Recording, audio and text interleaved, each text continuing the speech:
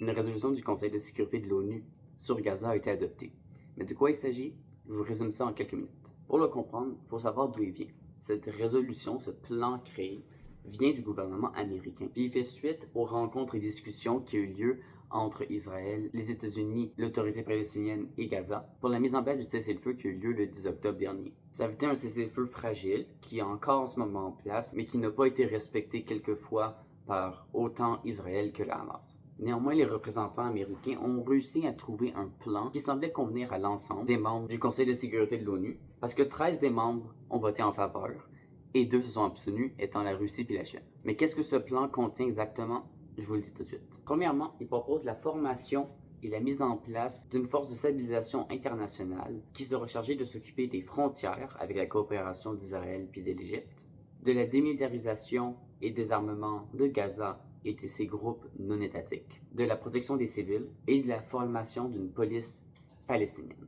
Par la suite, ce plan inclut aussi la création d'un comité de paix qui servira de gouvernement de transition jusqu'au 31 décembre 2027, qui aura comme but de réformer l'autorité palestinienne, donc actuellement le gouvernement de Cisjordanie, qui deviendront avec Gaza ce qu'on appellerait l'État palestinien. Ce plan finirait donc avec le droit à l'autodétermination de l'État palestinien et donc la création de son statut en tant que réel État. Les réactions à l'adoption de cette résolution sont assez variées. Déjà, si on commence par le Hamas, celui-ci est en complète opposition, en premier car il viendrait mettre une tutelle sur le peuple palestinien pendant plusieurs années, parce qu'il n'inclurait pas assez de droits humains, mais aussi parce que ça implique son démantèlement et sa démilitarisation, ce qu'il ne souhaite pas. Dans la même lignée, Israël n'y est pas 100% favorable, malgré qu'ils se réjouissent du fait que la démilitarisation a été adoptée dans cette résolution. Ils ne sont pas favorables du tout et s'opposent même au fait de créer un État palestinien. Pour autant, ils semblent déclarer vouloir respecter pour l'instant les avancées de cette résolution. À voir si ça dure. Du côté de l'autorité palestinienne, elle apporte son soutien à cette résolution, de même qu'un ensemble de pays du Moyen-Orient, donc l'Égypte, le Qatar, les Émirats arabes unis, l'Arabie saoudite, le Pakistan, la Jordanie et la Turquie, qui sont positifs. Il faut dire qu'ils ont participé avec les États-Unis à la création et aux discussions sur ce plan.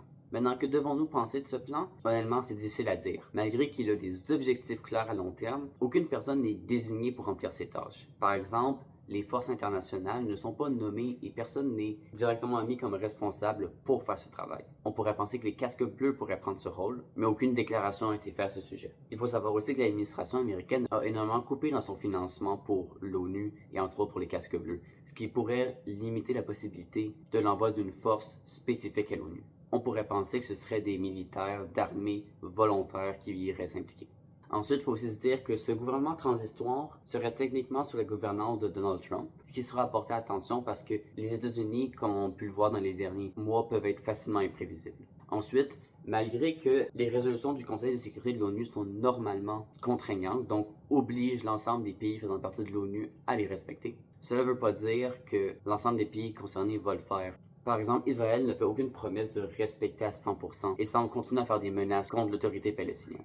Et aussi un autre point avant qu'on puisse vraiment dire que ce conflit est terminé ou s'en va dans une bonne direction, il faut savoir qu'Israël attend toujours la remise des 3/4 d'otages restants que le Hamas possède. Et en attente de ça, Israël ne semble pas vouloir commencer la construction de ce plan. Je vous tiendrai au courant s'il y a des avancées ou des reculs sur cette situation. Mais c'était tout pour aujourd'hui.